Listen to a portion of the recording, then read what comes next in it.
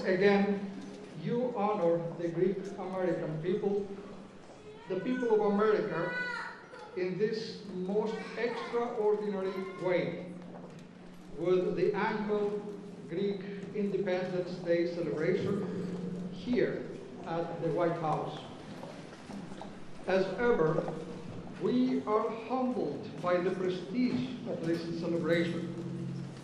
And on behalf of all, I thank you for continuing this wonderful tradition that recognizes the Hellenic roots of democracy. In addition to these democratic ideals, which are sadly being diminished around the globe, we are here to acclaim and remember those whose commitment to the cause of liberty and democracy cost them the dearest prize of all, their lives. These people are the immortal heroes of 1821, who, like those of 1776, and those of every generation who have been willing to lay so costly a sacrifice upon the altar of freedom. We say eternal memory. We say Aeonia Mnimi to all our brave warriors for peace and justice. Mr. President, you have been long time a close and trusted friend of the Greek American family, and we consider you to be one of our very own, even from those very early years in Wilmington. But you are so much more than our beloved friend. As president of our great country, you have led the world in championing freedom and the sovereignty of nations. You continue to be the leading advocate for the cause of our Ukrainian brothers and sisters.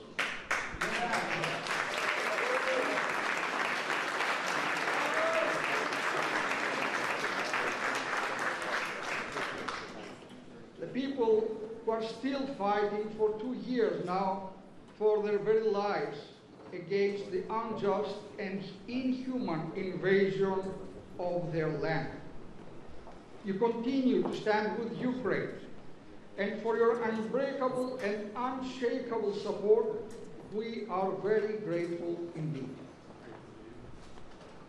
Also, as sons and daughters of the Mother Church of Constantinople, our ecumenical patriarchate, whose longest serving leader in history, His All Holiness, Ecumenical Patriarch Bartholomew, your friend.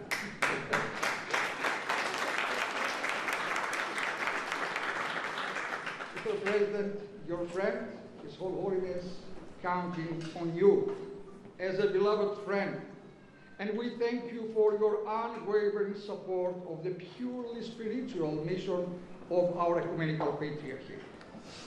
Mr. President, we thank you for your commitment to Greece and to Cyprus, and for a just and peaceful solution to this island nation that has been scarred by the violent invasion and forced division for half a century this year, and for a solution that will abide by the international law and a rules-based international order. We are on your side, Mr. President, just as you are on the side of democracy and liberty. May God bless you, Mr. President, together with the First Lady, your family, and our nation's armed forces, with health, long life, His abiding grace, and His invincible strength. Long live America, long live the Greek people. Ζήτω η Αμερική, ζήτω το ελληνικό έθνος.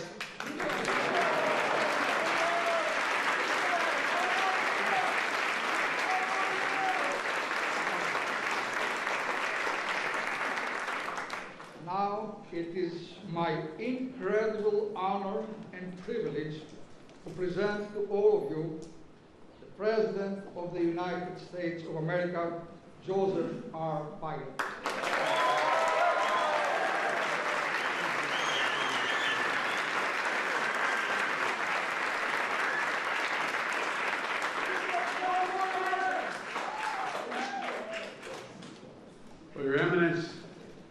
you very much. I should start by saying the only reason I'm able to stand here is because of the Greek community.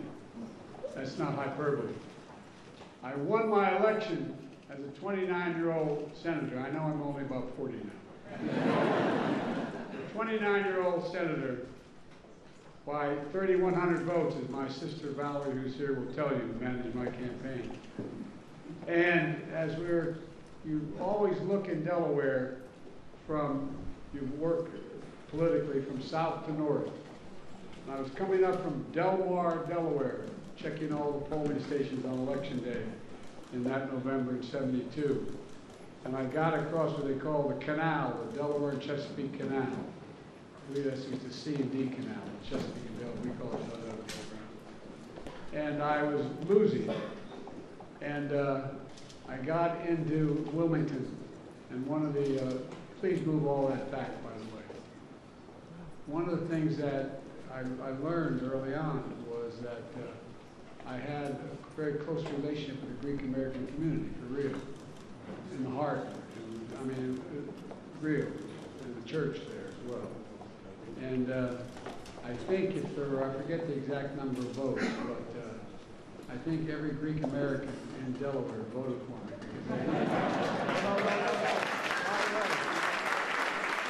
Some of the Delawares will tell you, after I acquired a nickname I'm very proud of, I am Joe Bidenopoulos. That's a nickname.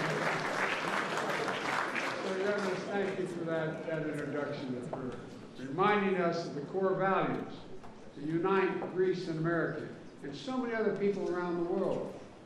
Welcome to the White House, everybody. This is your house, and you're one of the reasons why I'm here and why this house is here. Today we celebrate 203 years of Greek independence, 203 years. And we celebrate the ties of friendship and family between Greece and the United States that stretch back even longer than that. Archbishop, the folks in this room embody those ties. We have proud Greek Americans here in the worlds of science, journalism, academia, finance, as well as small business owners, religious leaders, public servants from all across America. And together, we truly embody the breadth of the contributions that the Greek American community delivers every day for their country, and communities all across the country and all across the nation. I want to welcome Lenny, who is here. She is the Lieutenant Governor of California.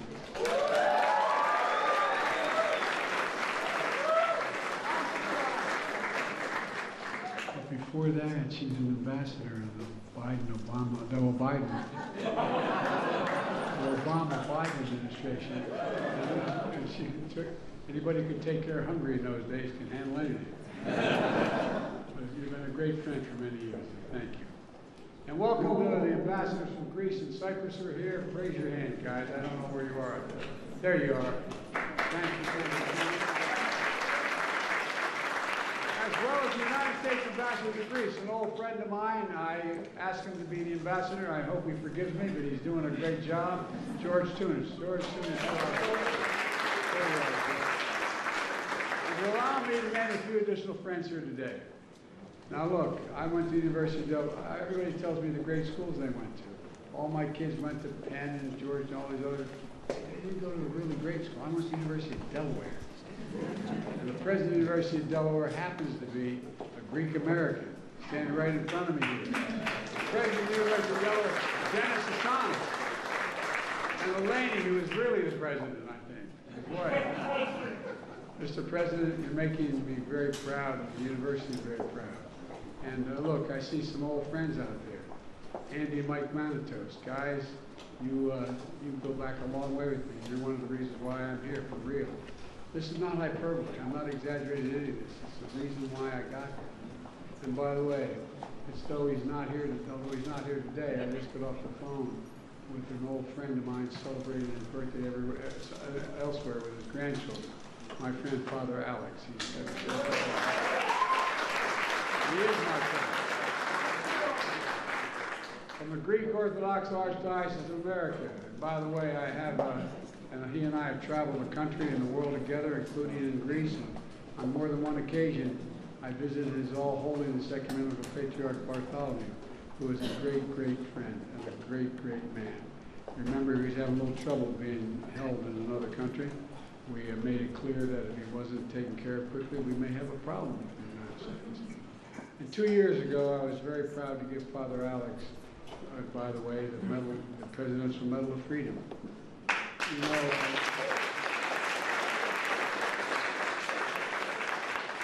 my friend, to be very blunt about it, my sister and I all year look forward to this reception. As some of you know, the fact is that we're in a situation where I have found lifelong friends in this audience, mentors in this country. I found inspiration in the Greek Orthodox Archdiocese of America, which has been a clarion voice for social justice for decades. You know, I'm an Irish American. I know that shocks you all. I felt a deep kinship with the Greek American community. So many grandparents, so many great-grandparents started out in America just to close in the back like my ancestors did. And went on to build good lives for themselves, and even more importantly, good futures for their families. And so many of the values I grew up with, the values my Greek American friends grew up with as well, like treating everyone with dignity. My dad used to say, you know, Joey, a job's about a lot more than a paycheck. It's about your dignity. It's about respect. It's about being able to look your kid in the eye and say, honey, it's going to be okay. Like treating everyone with dignity, no matter who they are. Working hard, dreaming big, never forgetting where you come from, and always holding on to the pride in your family, your community, your heritage, and above all, pride in the great country we share together. That pride is felt by so many immigrant communities all across America, and we celebrate that today. Today is about friendship. Aristotle said, a friend is a single soul dwelling in two bodies. A friend is a single soul dwelling in two bodies. And that's what we are. We're friends. To me, that captures the relationship between Greece and the United States. I believe the soul is the breath, the life, the essence of who we are. The soul is what makes us, us, in my view. America is the only country on earth built on an idea. Every other country is based on ethnicity, geography, religion, and other attributes. But America is based on a simple idea, for real. We're not based on geography, we're based on an idea. We hold these truths to be self-evident, that all men and women are created, endowed by their Creator with certain inalienable rights, etc. You know, that we're all entitled to be treated with decency, dignity, respect throughout our lives. And democracy must always be defended because it's the vehicle that allows it all to happen. Makes all this possible. And you all know where that idea came from, democracy, where it was born. In Greece a millennia ago, where some of the greatest thinkers in world history conceived the notion of we the people. That's where it came from, we the people. Demos and democracy can and should control our own destiny. In my view, it's the precious gift that Greece has given the world. And that gift can give rise to our nation and gave rise to it. America's founding fathers studied ancient Greek thinkers and leaders. Our revolution in 1776 was inspired, literally, not figuratively, inspired by their ideas. I know we always say this, but I wonder whether we really fully, totally appreciate what it was. 45 years after that, Greek patriots fought for their own independence, galvanized by America's quest for liberty. And that's why the anniversary of Greece's independence is a special day in America as well. Our nations are connected. We have shared values, shared aspirations, and shared belief in all that is possible.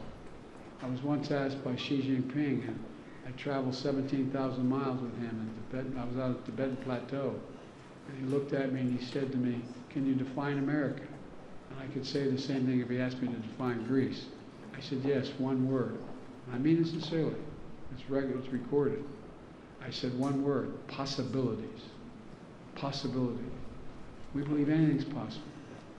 When we, the people, come together for the common good, the bonds between us are rooted in our history, but they're very much alive today. In this very room, together we're keeping those bonds alive. People of Greece, people of the United States, did not just inherit democracy. We have to be its defenders. It has to be every generation champion. We must be its champion. And that's as important today as it's ever been. And that's not hyperbole. So I want to thank you all for being here to celebrate liberty. I want to thank you for your commitment, making it real in our time. The ideals that sparked our two nations' struggle for independence more than 200 years ago, and made both Greece and the United States continue to lift high the lamp of democracy so we can always serve as the beacon of hope for the world.